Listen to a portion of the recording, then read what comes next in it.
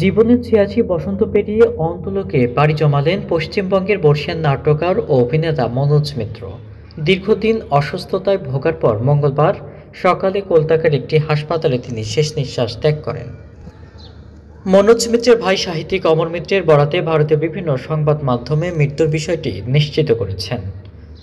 জানা যায়, বিগত বেশ কয়েক বছর ধরেই বার্ধক্যজনিত নানা অসুস্থতায় ভুগছিলেন তিনি।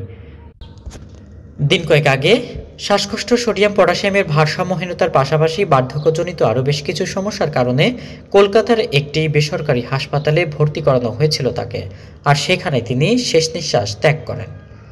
অভিনেতা মনোজ মিত্র 1938 সালের 22 ডিসেম্বর বাংলাদেশের সাতক্ষীরা জেলার ধুলিহার গ্রামে জন্মগ্রহণ করেন। পরে 1950 সালের 22 বছর বয়সে 12 বছর বয়সে তিনি চলে যান কলকাতায়। বাবা অশোক কুমার মিত্র স্বাধীনতা উত্তর বাংলাদেশের ঢাকায় ভারতের দূতাবাসে চাকরি করেন।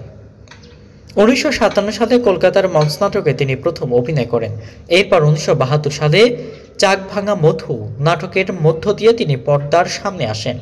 তিনি প্রথম সিনেমা করেন 1979 সালে।